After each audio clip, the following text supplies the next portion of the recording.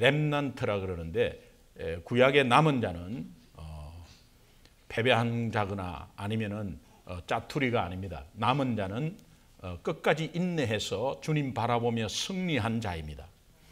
여러분은 그 남은 자가 승리한 자인 줄로 믿습니다.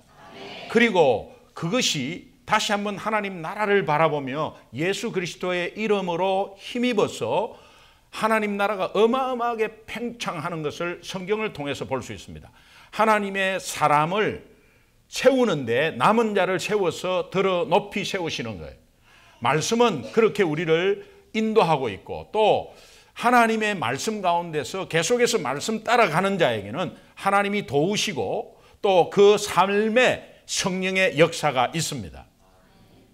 오늘도 예배드리는 우리의 마음속에 우리의 마음이 하나님과 커넥팅 되려 그러면 우리의 마음이 하나님께 집중해야 되고 우리의 마음이 정결해야 됩니다. 오늘 찬양 인도자가 누구고 찬양이 어떻고 우리 시설이 어떻고 장소가 어때서 하나님을 만나는 게 아닙니다. 하나님은 그것을 기뻐하지 않습니다. 우리 자녀들이 만약에 아버지, 엄마, 부모님 앞에 부모님을 사랑하고 공경하는 표시를 할 때 너희들은 꼭 모자를 쓰고 와야 돼. 너희들은 인사를 꼭 무릎 꿇고 해야 돼. 이렇게 하지 않습니다. 그 자녀들의 마음을 보는 것이죠. 그래서 그 마음이 부모님과 커넥팅 될 때 거기에 기뻐하는 부모님을 볼 수 있고, 오늘도 우리가 예배 가운데서 우리 마음이 굉장히 중요한 거예요. 우리 마음. 여러분, 찬양 부를 때 두 손을 드는 것은 왜 드는 것이죠? 그걸 잘 모르니까 우리가 이제 찬양 인도자가 다시 한 번 더 두 손 높이 들고 하는 그걸 자꾸 훈련시키는 거거든요. 예. 그러면 그걸 왜 드는 겁니까? 여러분, 두 손 들 때가 어떤 때예요? 강도가 나타나면은 손 들어 이러면 손 안 들면 어떻게 해요? 쏘잖아요. 그러니까 손 들면 난 이한테 항복한다. 항복한다. 이 뜻이거든요. 우리 주님 앞에 내 자신을 내려놓고 항복한다는 뜻이죠. 그 다음에 또 언제 두 손 들죠? 일본하고 축구하는데 한 골 딱 넣었다. 승리의 손이죠. 두 가지 의미가 공통으로 그냥 의미가 하나님께 드려지는 거예요. 이 의미를 알면 찬양할 때에 무조건 손 드는 게 아니라 내 마음이 커넥팅 될 때요, 내가 자연스럽게 하나님께 항복하며 승리의 기쁨으로 찬양하는 거예요.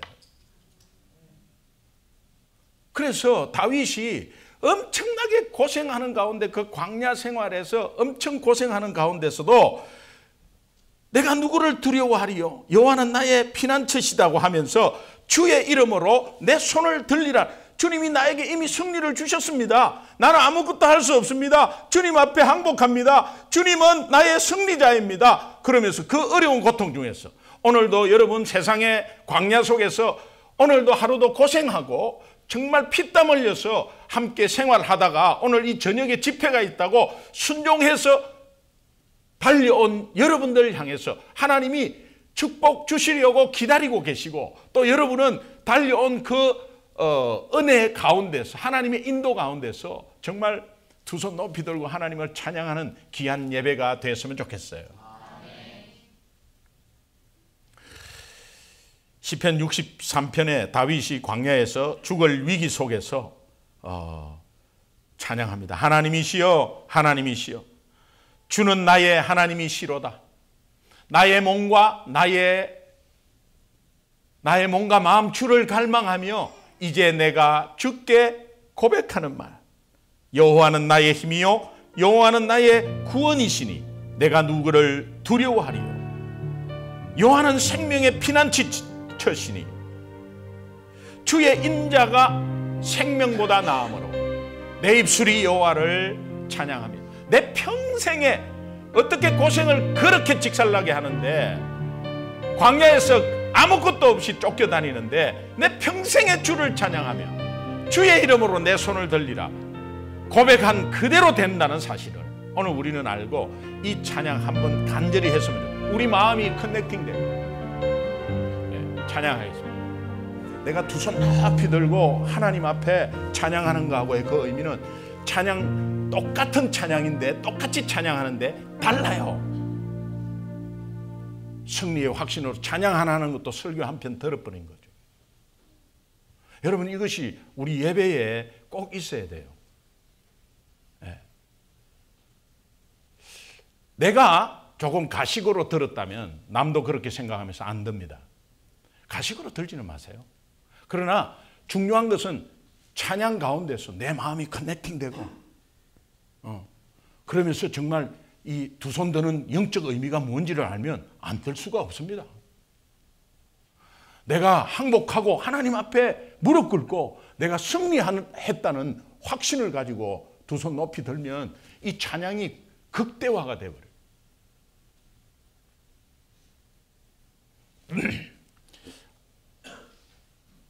MBC 뉴스 앵커였고 IMBC의 대표이사도 지냈고 이 국회의원 정동영 씨와 같은 입사 동기로 우리 앵커 유명한 조정민 아나운서라고 있었습니다. 그 조정민 아나운서는 불교였습니다.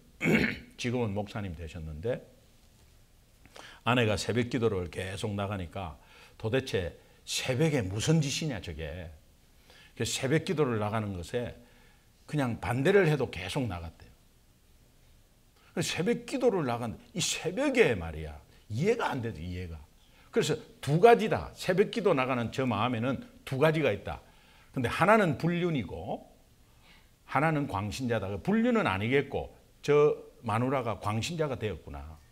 그러면 이 광신자 집단을 내가 연구해야 되겠다. 그래서 MBC에 그것이 알고 싶다에 내고 그 다음에 그 어떤 비리가 있는지 어떤 상황에서 사람들을 광신자로 만드는지를 내가 깊숙이 한번 들어가서 체험해야 되겠다. 그래서 새벽 기도를 따라 나섰어요. 그 뭐 그냥 막 방언도 하고 막 그냥 여기저기서 막 끝나니까 막 새벽 기도하고 그러는데 막 울고 막 어떤 때는 울고 하는데 무슨 죄를 저렇게 짓길래 저렇게 우나. 그리고 막 요지경이더래요. 진짜. 야, 이거 역시 광신자구나. 근데 그 속에 자기 아내가 있잖아요. 근데 어떤 때는 좀 따로 앉아갖고 있다가 기도가 시작되면 막 다다다다다다다 방언하고 막 이러는데 우리 마누라도 방언을 하는가 싶어갖고 마누라 뒤에 살짝 가보니까 너무 감사하게도 방언을 안 하더래요. 그리고 기도가 그냥 들리는데 그 기도는 뭐 자기 가족을 위해서도 기도하고 뭐 선교사님들 위해서도 기도하고 하는 그 기도가 그렇게 기도를 들었는데 그것이 뭐 그게 그렇게 나쁘지 않는 기도더래요.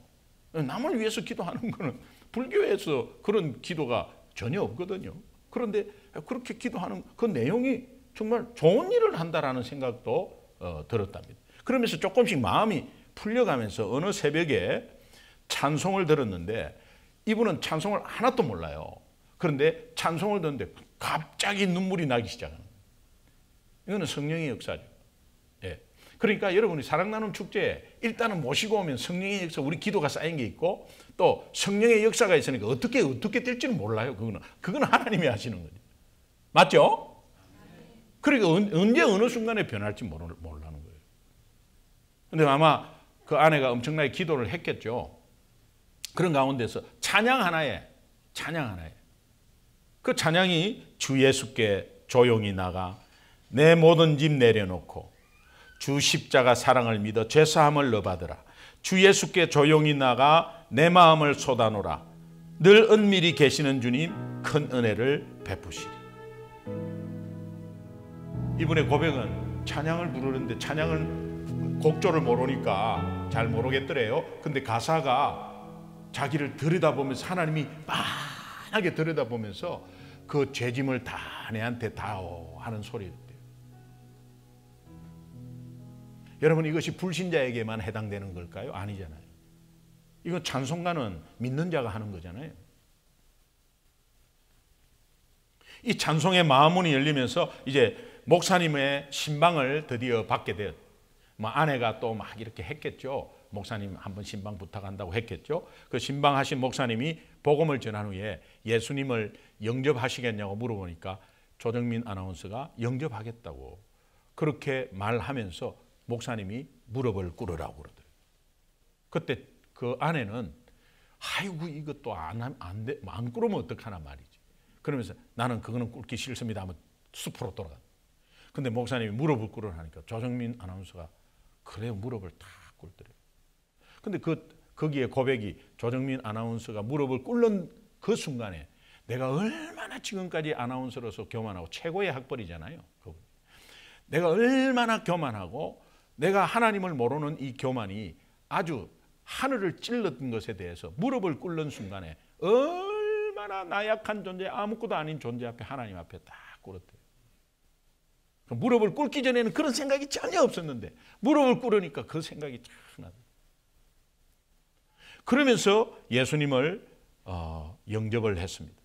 그리고 자신의 구원자로 자신의 삶의 주인으로 영접했다는 거예요. 그분의 고백이에요. 그런 그 이후의 삶이 조금씩 변화되기 시작하고 좀 더 알아가는 과정을 겪었습니다. 그가 아나운서로서 또 정말 성공한 아나운서로서 이제 세상의 비리를 파헤치고 사회의 모순을 고발하고 하는 것에 이게 사명이 있었습니다. 그래서 세상에 그것이 정말 비판되고 모순을 밝히면서 수정되기를 간절히 원해서 그것이 아나운서의 사명이고 하는 가운데 쭉 보니까 그렇게 열심히 했는데 사회는 하나도 안 바뀌었대요. 사회는 더 악해졌고 사회는 더 복잡하게 되고 사회의 비리는 더 증가했대요. 그렇다면 자기가 예수를 영접하고 나서 자기 삶이 변화되고 자기의 생각이 변화되는 것에 그것을 보면서 바로 이것이다. 예수 믿으면 사람들이 변하고 생각들이 변하면 그것이 비리가 변하는 것이고 사회가 변하는 것이라는 생각이 확신이 들었대요. 그러면서 그는 직장에서 예수를 전하기 시작해요. 그런 가운데 하나님이 단계를 밟으면서 이제 결단하게 합니다. 결단해갖고 지금까지 자기는 계속해서 사건 사고 이런 비리 저런 비리 파헤치면서 막 배드 뉴스만 했다는 거예요. 그런데 내 삶이 얼마 남지 않았지만 이때까지 내 삶이 정말 그분은 53세에 신앙을 합니다. 그러니까 반평생 반백년 살았지만은 비판적인 뉴스만 배드 뉴스만 계속했는데 앞으로의 내 삶은 굿 뉴스만 해야 되겠다 결단을 합니다. 여러분 우리의 삶이 얼마 남지 않았습니다. 또 천국이 가까워 옵니다. 그런데 그것이 50보 100보입니다. 오늘 젊은이들 우리 청년들 뭐 나이 드신 분들 50보 100보고 하나님 보시기엔 아무것도 아니에요. 그런데 여러분의 삶의 앞으로 이후의 삶은 굿 뉴스만 전하시기 바라요.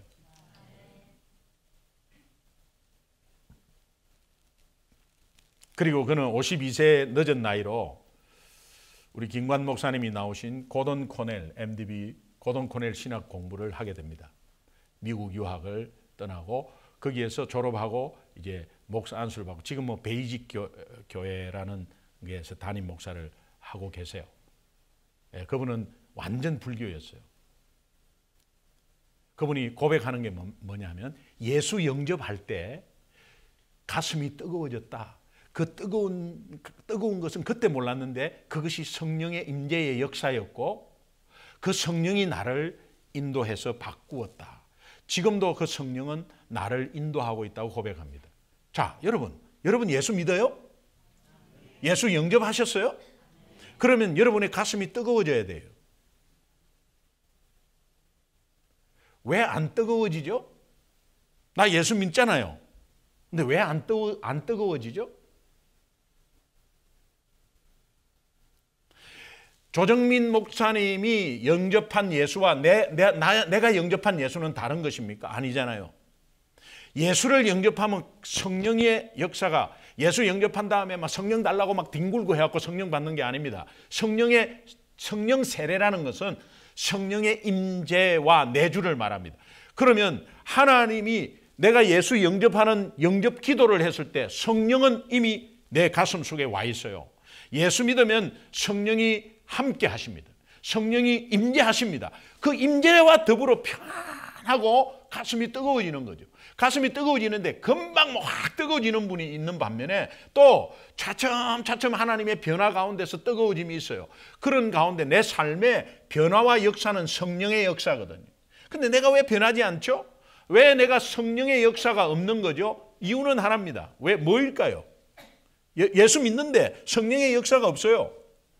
성령의 변화, 성령의 역사는 내 삶의 변화예요. 내 생각의 변화예요. 그게 없어요. 왜일까요? 주관식 문제니까 어렵죠.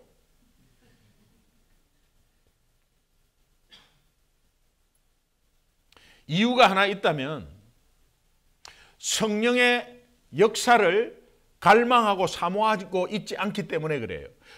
오늘도 성령이 우리와 함께 하십니다. 그러면 삶의 성령의 역사가 분명히 있거든요. 근데 그것이 내가 못 느끼고 나타나지 않는 것은 내가 그것을 굉장히 소홀히 해버리는 거죠. 성령의 역사와 무관한 오늘 하루를 보낸 거죠. 성령의 역사, 오늘도 내가 예수 믿으면 성령의 역사가 그 삶 속에 있다고요. 그런데 내가 24시간 지나면서 아무도 그것도 뭐 성령의 역사가 안 해도 내가 불편함이 없고 성령의 역사가 안 해도 내가 잘 먹고 잘 살고 있고 성령의 역사 그런 건 나 관심도 별로 없어요. 예수 믿는데 성령의 역사는 관심이 없어요.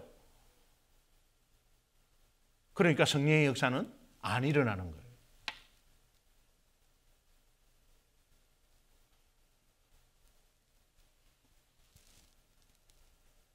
오늘 하루도 바쁘게 지나갔습니다. 그 하루 속에 성령의 역사를 사모하는 마음이 없었다는 거예요.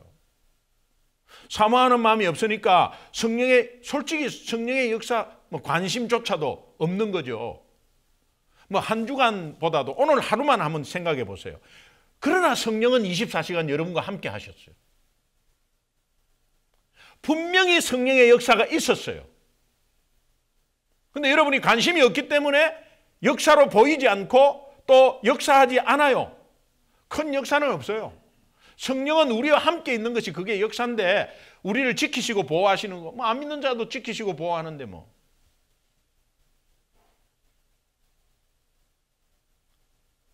근데 이것을 이상하게 생각하는 사람이 없어요. 여러분 예수 믿는데 성령의 역사나 성령에 관심이 없는 삶을 여러분은 이상하게 생각해야 된다니까. 극심한 두통이 있을 때, 계속 지속적인 두통이 있을 때 이거 뭐 이상한데 이거 뭔가 그러면 이머전시로 가거나 병원에 가지 않습니까? 그러면 내가 예수 믿는데 성령이 나와 함께 하고 있고 근데 성령의 역사가 안 일어나고 나는 가슴도 뜨거워지지도 않고 뭔가 냉랭하고 그런 가운데 예배는 나오고 이런 가운데서 아무 변화가 없고 이러면은 뭔가 이상한가요, 내 삶이. 내 삶이 이상하면은 뭔가 이상하다고 생각을 해야 되잖아요. 그런 게 없어요. 그러니 전도할 관심조차도 없는 거죠. 그러니까 앞에 있는 것만 급급한 거죠. 급급하면 그게 시험 요소가 엄청나게 많아요. 그러니까 영적인 이것이 안 되니까 육신적인 시험 요소에 공격당하니까 당할 수밖에 없는 겁니다. 성령의 역사를 기대하고 갈망하고 그분이 우리와 함께 있음을 늘 깨달으면 오늘 여러분이 안 일어나는 것에 대해서 안 일어날 수 있죠. 그러나 안 일어나는 것에 대해서 여러분이 이상하게 생각해야 된다니까요. 그러면 이상하게 생각하면 여러분 어떻게 해요? 하나님께 하나님, 나 오늘도 성령의 역사가 보이지 않았습니다. 하나님, 저는 성령을 갈망합니다. 성령의 충만을 갈망합니다. 하나님, 나에게 성령 충만을 주셔서 오늘도 요엘서 2장 28절에 내 영을 만민에게 부어주리니 김기동 너 혼자에게 부어주는 게 아니라 만민에게 부어주리니 하나님의 약속의 말씀이 나를 통해서 이루게 돼야 되는데 내가 충만이 없고 성령의 역사에 아무 불편함도 없고 아무것도 없으니 하나님이 그 이상합니다. 하나님 도와주세요. 저에게 성령 충만을 허락하여 주옵소서. 이렇게 기도해야 되잖아요. 그냥 뭐 없어요. 오늘 하루 지나고 뭐 일주일 금방 지나고.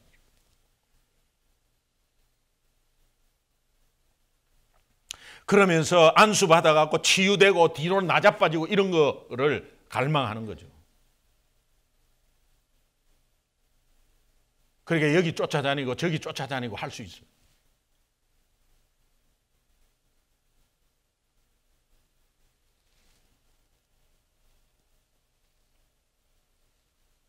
나는 예수 믿는데 성령 충만함이 없다면 이 정상이 아니죠. 그러면 우리가 정상이 아닐 때 병원에 가서 정말 의사에게 구하듯이 하나님 나는 왜 성령 충만이 없는 것입니까? 성령의 역사가 내 삶에 없습니다. 저에게 성령 충만을 허락하여 주옵소서. 정상적인 신앙이에요. 정상적인 신앙이라고. 하나님께서 말씀에 성령 충만을 받으라. 성령 충만을 받으라 말씀으로 계속 이렇게 하고 있어요. 예. 여러분 자녀에게 이제 광고해가지고 오면은 주는 겁니다. 예. 장학금 2,000불을 받으라. 장학금 2,000불을 받으라. 여러분 어떻게 가만히 있죠? 2,000불 받으러 가야지. 아니 장학금 준다는데 장학금 2,000불을 받으라. 장학금 2,000불을 받으라 이러면 안 가는 사람 바보죠. 그런데 안 가는 사람이 있겠어요? 다 가요. 예, 그게 뭐 유리 있고 그런 게 아니고 오면 다 주는 거예요. 그러면 가는 거예요, 다. 안 가는 게 비정상이잖아요. 안 가는 게.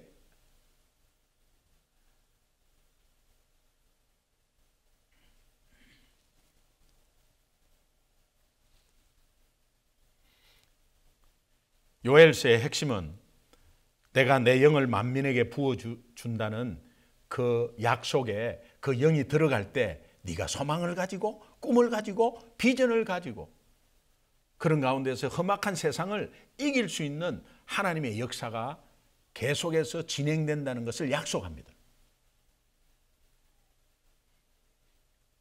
우리가 험악한 세상에 살면서 무엇을 믿고 무엇을 소망으로 살아요? 여러분 지금 이 순간에 유언장을 쓰는 거 우리 제자반 하시는 분들은 뭐 다 느끼실 거예요. 유언장을 하면서 봐. 지금 퀴트하고 세상이 내 삶이 끝난 거예요. 그리고 유언장을 쓸 때 뭐 지금 아둥바둥 하는 게 뭐가 소용이 있어요? 그러나 그것이 언제 어떻게 올지 그것은 하나님만이 아셔요. 그러면요 여러분 오늘 뭐 내 삶이 어떻고 뭐 교회가 어떻고 뭐 어떤 뭐가 어떻고 뭐 숫자가 어떻고 아니면은 뭐 찬양이 어떻고 뭐가 어떻고 신경 쓰지 마세요.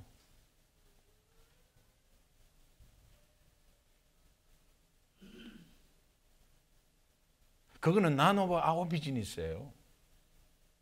신경 쓰지 마세요. 그러나 중요한 것은 우리가 성령의 역사가 없는 것에 이상하게 생각해야 되고 내 가슴이 뜨거워지지 않고 냉랭하고 아무 느낌이 없으면 아주 이상하게 생각해야 되고 비정상적이거든요. 지금. 뭔가 잘못된 거거든요. 그러면 그 앞에 나와서 하나님 앞에 정말 예수 믿는다면 기도하고 도와달라고 하는 게 정상이다 이 말. 아플 때 내가 할 수 없으면 병원 가서 좀 고쳐달라고 하는 게 정상이다 이 말이에요. 그리고 하나님은 주겠다고 계속 주겠다고 약속하고 성령 충만을 받으라. 성령 충만을 받으라. 그러면 그냥 받으면 되는데 받으러 오지 않는 거고 받는 것에 관심이 없고 하루 사는데도 성령 충만 없이도 불편함이 없고 아무 양심의 가책도 없고 막 그냥 신앙의 가책도 없고 그냥 하루를 지낸다면 비정상적이다는 거죠.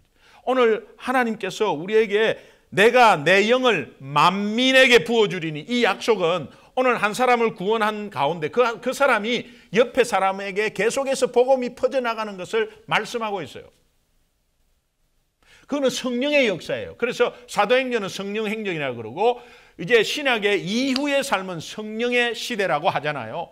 하나님이 영을 부어주셨고 또 예수 믿는 즉시 우리와 함께 하시는 성령께서 우리를 인도하셔서 우리를 뜨겁게 하고 또 충만케 하고, 그런 가운데 식어졌다면 여러분은 다시 한 번 더 또 갈망하고, 그런 가운데 하나님이 또 주시고, 그러면서 계속해서 나아가는데 가장 성령 충만의 모습들이 내가 충만할 때 흘러져 나가는 거니까 내 입술에서 내 행동에서 막 자꾸 복음이 나가는 거예요.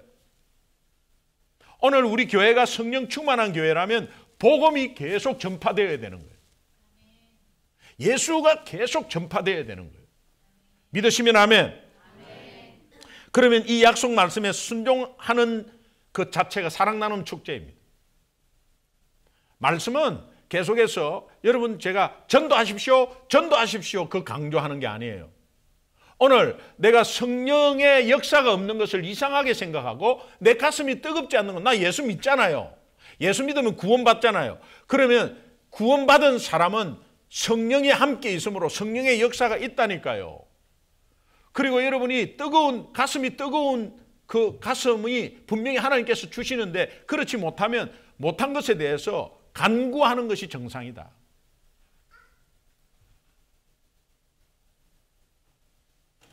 너무너무 중요한 거.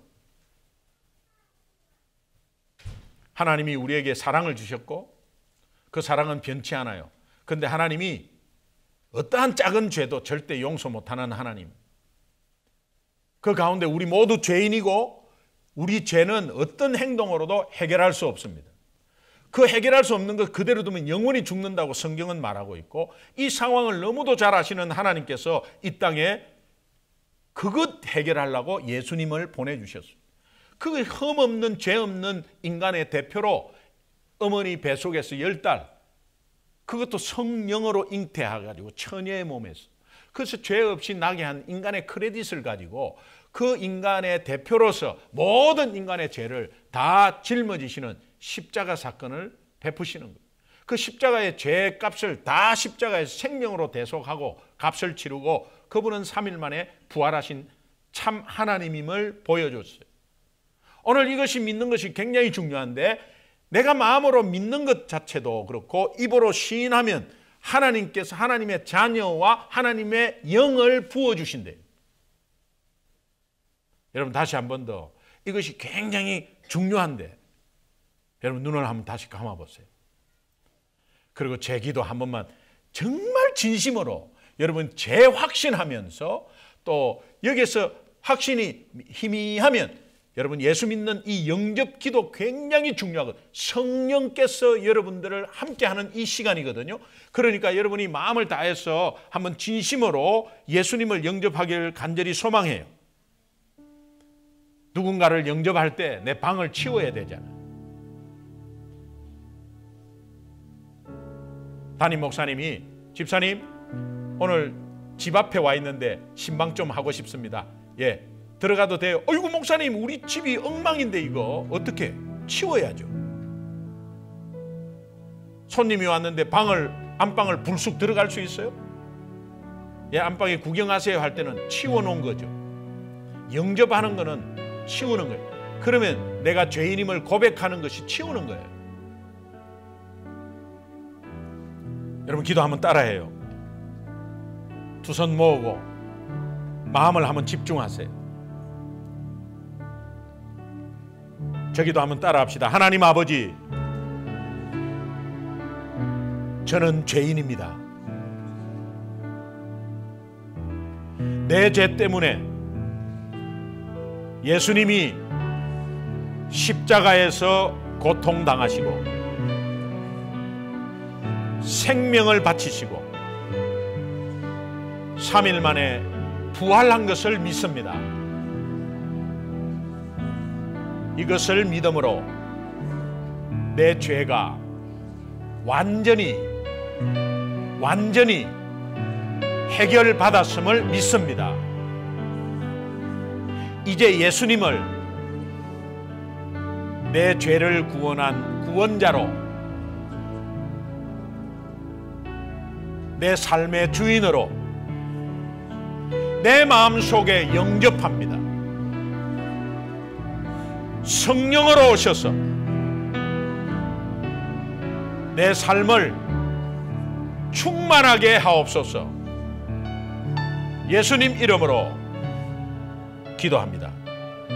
아멘. 제가 기도하겠습니다. 하나님, 오늘 성령을 만민에게 부어주리라고 하셨고, 그것이 예수 이름을 누구든지 부르는 자에게 구원을 주신다는 하나님의 약속대로, 또 그 약속이 이루어지며 늙은이는 꿈을 꾸고 젊은이는 이상을 보며 하나님께서 큰 응답으로 인도하신다는 약속의 말씀 따라 우리가 오늘 진정코 예수님을 영접하며 영접하신 분들 확신하는 마음으로 고백했습니다. 하나님, 이 자리에 나온 우리 모두가 성령의 충만의 역사를 허락하여 주옵소서. 그래야 가슴이 뜨거워지고, 가슴이 뜨거워지지 않을 때는 좀 더 이상히 여기고, 성령의 충만함과 역사가 없을 때는 이상히 여기며 하나님께 고하는 정상적인 신앙생활을 하나님께서 인도하여 주옵소서. 오늘도 우리가 이것에 순종해서 사랑나눔 축제의 태신자를 놓고 기도하는 우리의 기도를 들어주시옵소서. 감사하며 예수님의 이름으로 간절히 축복하고 기도합니다. 아멘. 우리 다 그 자리에 일어나셔서 성령이여 임하소서 우리 찬양하도록 하겠습니다. 예, 성령이여 임하소서, 이 말은 막 그냥 성령이 왔다 갔다 하는 게 아니고 성령 충만을 말해요. 성령 충만의 기도를 말해요. 그리고 오늘 하루도 우리 메마른 광야 같은 세상에서 있다가 그 메마른 속에 내 영이 메마를 수도 있습니다.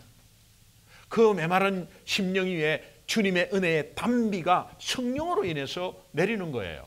여러분, 가사에 집중해서 우리 힘차게 박수치며 찬양하겠습니다.